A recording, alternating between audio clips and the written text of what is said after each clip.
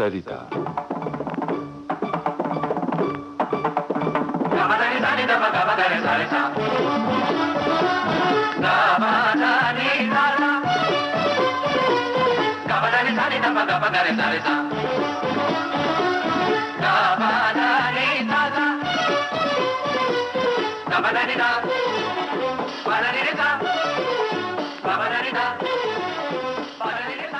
रसिकेशु। आइए सुने सुप्रसिद्ध संगीतकार श्री अनिल बिस्वास और सुप्रसिद्ध पार्श्व गायिका श्रीमती मीना कपूर से संगीतकार श्री तुषार भाटिया की बातचीत पर आधारित इस श्रृंखला की 16वीं कड़ी। श्रोताओ, बातचीत चल रही थी साहित्य की। मैं आपको बताना चाहता हूँ कि बांग्ला, हिंदी और अंग्रेजी के अलावा उर्दू साहित्य का भी अनिल दा ने गहरा अध्ययन किया है। दादा, कल बातचीत के दौरान जिक्र आया था फैज अहमद फैज साहब का, तो कृपया उनके बारे में कुछ बताइए। अब तुम फैज का नाम मत लो, मैं अभी रो पड़ूंगा फजूल के लिए। मैं तुमको एक बात बताता हूँ, फैज की और हमारी दोस्ती जो है ना, उसमें लोग रश करते थे। अच्छा। और फैज यहाँ पे आता था दिल्ली जी। आके कहता था, लोग कहते कि आप कहाँ जाएंगे, आपका वो क्या है आज का प्रोग्राम। कहते कि आज मैं JNU में कुछ लेक्चर देने जा रहा हूँ। हाँ। और वो आके बैठते थे हमारे घर में। अच्छा। यार थोड़ा सा गाना बजाना हो जाए, वहाँ पे जाके सब सुखी सुखी बातें करनी पड़ेगी, सूखे सूखे लोग हैं। हाँ। हमको अच्छा नहीं लगता है। हाँ। इस किस्म की बातें हैं। हाँ। एक जमाना था। हाँ। जब मैं गाना गाया करता था। ये कहते हुए मुझे शर्म आती है। नहीं दादा, आपके कितने सारे रिकॉर्ड्स हमारे पास हैं। अब मैं गा नहीं सकता हूँ, उसके मुझे दुख है। और एक शाम को मैंने शाम फैज किया था। अच्छा। तो देखो कितने वो है ह्यूमरस। बड़ी दूर तक हम फैज को गाते हुए चले गए। हाँ। और बीच में जब थोड़े से रुके तो उसने कहा कि भाई यार अनिल, दूसरे किसी की गजल गाओ। मैंने कहा क्यों? हाँ। कहते कि यार दाद देने को जी करता है, मैं अपनी गजल पे कैसे दाद दूं। और फिर हाँ। उस रात तो पूरे कट गए। हाँ। दूसरे दिन हम लोग नाश्ता किए और मैंने कहा अब तो मैं तुझे प्लेन में बैठा के घर जाऊंगा, उससे पहले घर नहीं जाऊंगा। हाँ। और वैसा ही हुआ। वहाँ पे जिनके घर में ये गाना बजाना होता था, खास करके 2 घर थे। हाँ। एक घर में मैं कीर्तन गाता था, एक घर में मैं गजल गाता था। एक में चंदन की खुशबू। हाँ। और एक में जाफरान की खुशबू। क्या बात है। असल में क्या हुआ था। हाँ। वो गाना गाते गाते सवेरा हो गया और जिनके घर में गाते थे ना, उन लोग के नाम थे नकी बिलग्रामी और मरियम बिलग्रामी। अच्छा। जिनके सहायता के बगैर मैं गजल पे जो ये लिखा है, एंथोलॉजी लिखा है ना। अच्छा। वो मुमकिन नहीं हो सकता। उन्होंने मुझको उर्दू से पहचान करवाया। अच्छा। और उनकी गहराइयों तक जाने के लिए बहुत हेल्प किया था। तो उनके घर में मैं गजल गाता था। और बात ऐसी थी कि भाई फलाने फलाने फलाने फलाने फलाने को सबको मेरे चुने हुए हैं, इन लोग को सामने बैठा दो, इन लोग की आंखों में देख के गजल गाओ। बिल्कुल बिल्कुल। कि जो कि अहले जबान और अहले मौसीकी दोनों हो। जी। समझे ना। जी। जिनको जबान की भी समझ हो और संगीत का भी समझ। आप खास करके ये गाना गाते थे ना, तेरे गम को जाके तलाश थी, तेरी जान साथ चले गए। फैज को जब हम छोड़ने गए तो मरियम ने पूछा कि आप सबकी गजलें सुने, सबके बारे में इतनी सारी बात की है, दादा के बारे में कुछ नहीं कहा। आज मैं तुमको वो चीज कहने वाला हूँ जी, जो मैं अमूमन कहता नहीं हूँ, क्योंकि उसमें एक अपना ट्रम्पेट बजाना होता है, अपना ढोल। हाँ।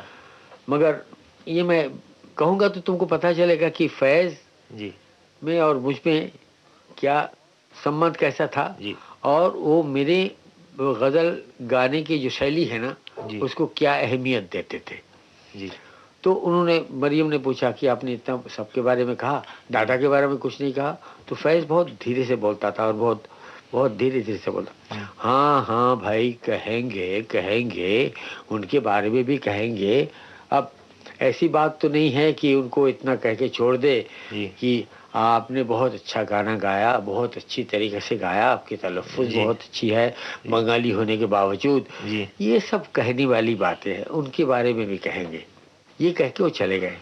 और जाने के बाद में उन्होंने मरियम के पास चिट्ठी लिखी और ये कहा कि ये अनिल के लिए। अच्छा। ये मेरे पास उनके अपने हस्ताक्षर में मोहब्बत से फैज लिखा हुआ मेरे पास अभी मौजूद है।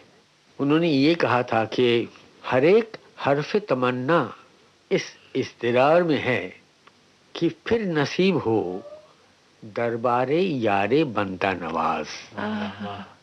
इसके बाद मेरे बारे में कहा हर एक गजल का सफीना इस इंतजार में है जी कि आए मिसले सबा फिर अनिल की आवाज। प्रभा के मतलब वो भी अनिल होता है भी अनिल होता है, सुबह का पवन। हाँ सुबह का वो उनको मालूम नहीं था। जब बताया तो कहते कि फिर तो कमाल हो गया भाई। मैंने कहा कमाल तो है ही है।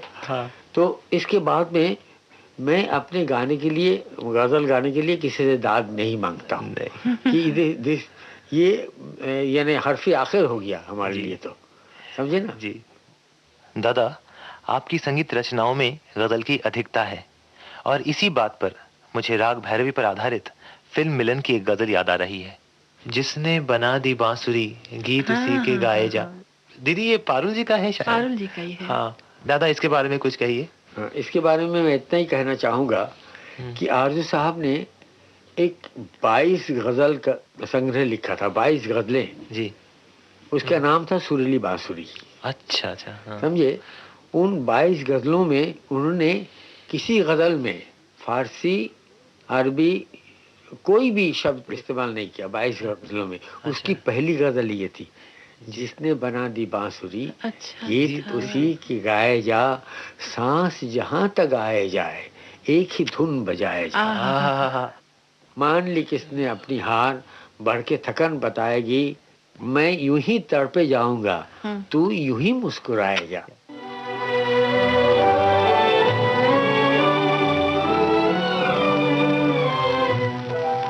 जिसने बना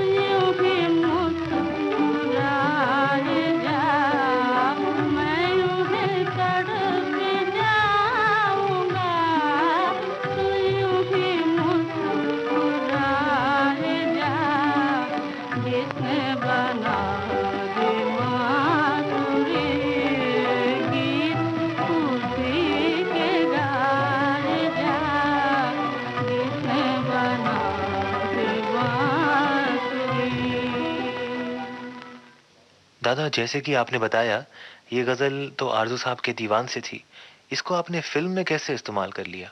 वो आरजू साहब से मैंने हाथ जोड़ के मैंने कहा, मुझे बहुत प्यार करते थे, कहते कि बेटा तुम मांगोगे और मैं ना कैसे कह सकता हूँ। और फिर मैंने उनसे और भी गाने लिखवाए थे मिलन में। हाँ, सुहानी बिरिया बीत जाए तुमको याद होगा। बिल्कुल बिल्कुल याद। अगर हो सकता है तो गाना भी सुना देना।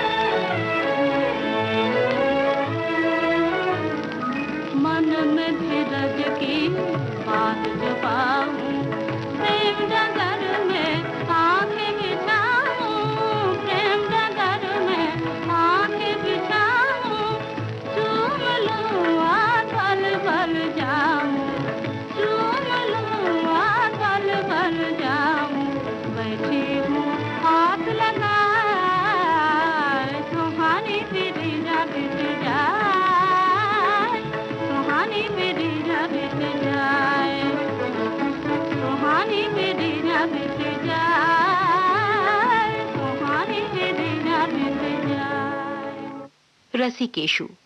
अभी आप सुप्रसिद्ध संगीतकार श्री अनिल बिस्वास और सुप्रसिद्ध पार्श्व गायिका श्रीमती मीना कपूर से संगीतकार श्री तुषार भाटिया की बातचीत पर आधारित इस श्रृंखला की 16वीं कड़ी सुन रहे थे। विविध भारती के संग्रहालय से इस कार्यक्रम की प्रस्तुतकर्ता छाया गांगुली।